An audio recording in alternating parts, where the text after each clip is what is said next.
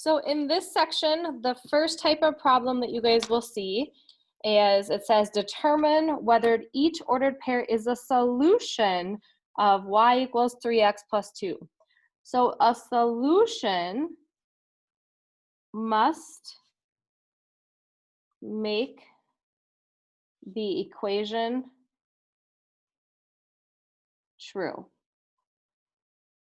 And remember, an ordered pair always goes x and y.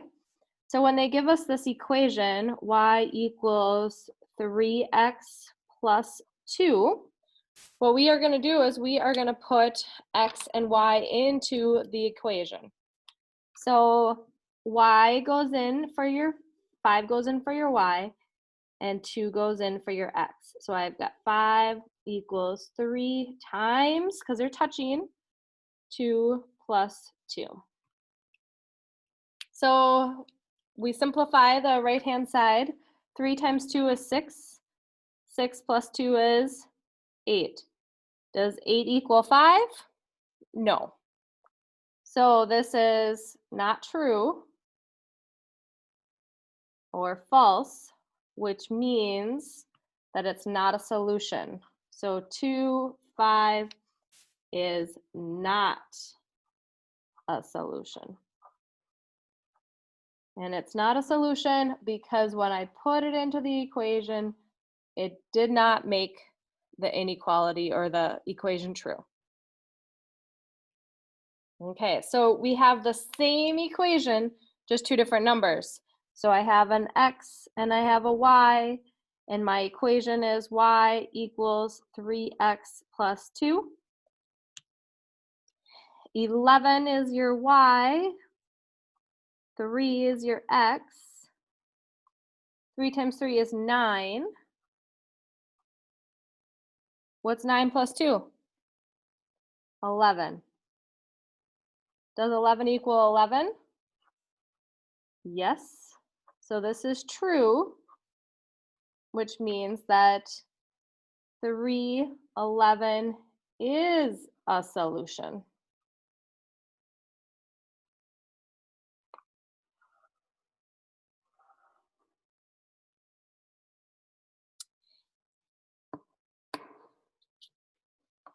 And there are usually multiple ordered pairs that will make an equation true, not just necessarily one.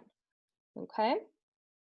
Okay, so the next type of problem is that you are going to create a table of ordered pair solutions when they give you an equation and they give you the x values.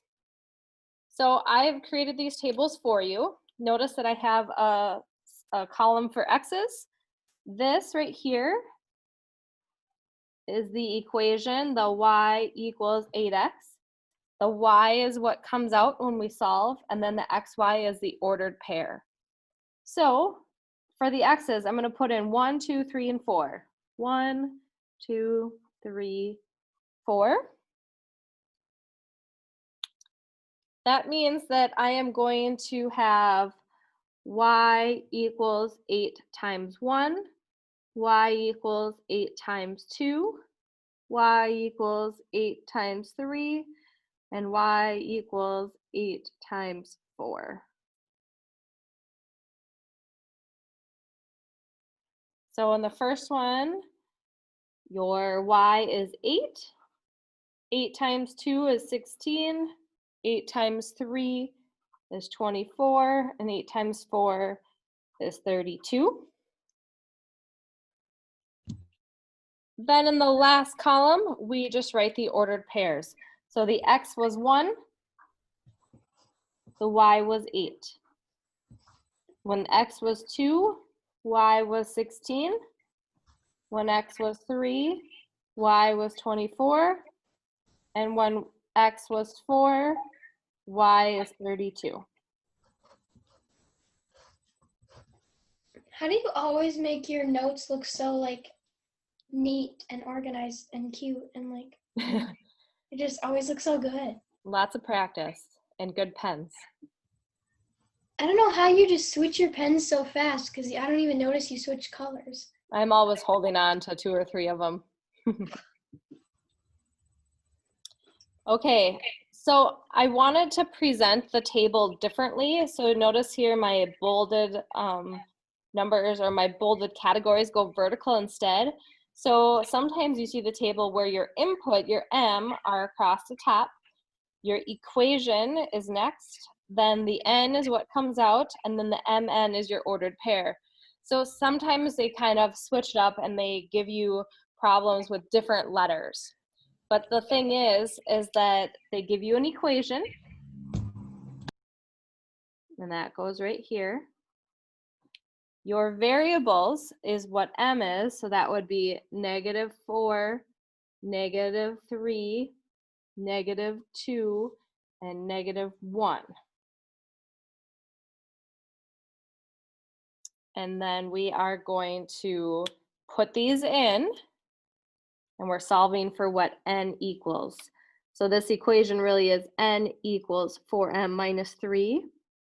So if that helps you visualize this at all, that's totally fine if you want to put that there. And then this one is 4 times -3 minus 3, 4 times -2 minus 3, and 4 times -1 minus 3. Notice how the equation stayed the same except for where the variable was. So this M was switched out every time. Now, if you want, you can put this in your calculator. That's totally fine. Or you can compute it on your own. It's up to you.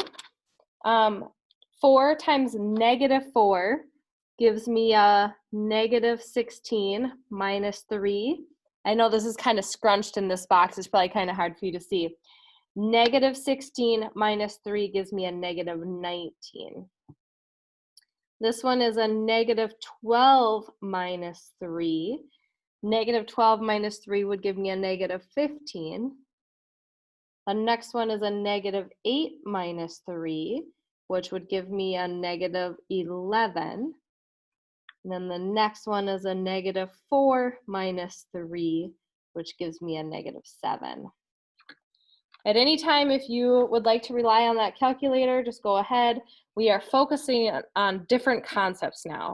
And so if you have been held back by your basic math skills, I really want you guys to work on moving past that and what you can do just learning the new concepts. So then I'm going to put these in an ordered pair, M and N. So when M was -4, N turned out to be -19. When M was -3, I got a -15. When M was a -2, I got -11. And when M was a -1, we got a -7. So there are your ordered pairs. Okay, so these would be your answers. Okay, so we have one word problem here. It says, in most states, the price of each item is not the total cost.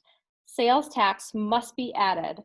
If the sales tax is 6%, the equation for the total cost is C equals 1.06 P, where P is the price before tax. So look at here, it says P is the price before tax. So one thing I like to do when they give you an equation is kind of know what those stand for. So if I have C equals 1.06 times P, this is the price before tax, and then C is the total cost.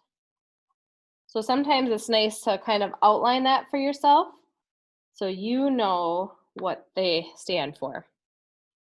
So it says, how much will Dominic's 160 set of jewelry cost after sales tax? Well, they give us the price before tax. So that means our total cost is going to equal 160 times 1 point, actually I should just flip that around for you. Sorry, C equals 1.06 times 160. Not that the order of multiplication matters, but just so if you guys look back at this, you know what I did there. So 1.06 times 160, I'm just going to use a calculator quick. And my answer, C, equals $169.60. So that is the total cost after sales tax. Again, it says how much will Alyssa's $140 set of jewelry cost after sales tax? We can use that same equation.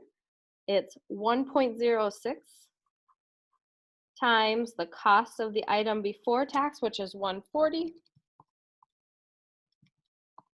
And that would bring us to a total cost of $148.40.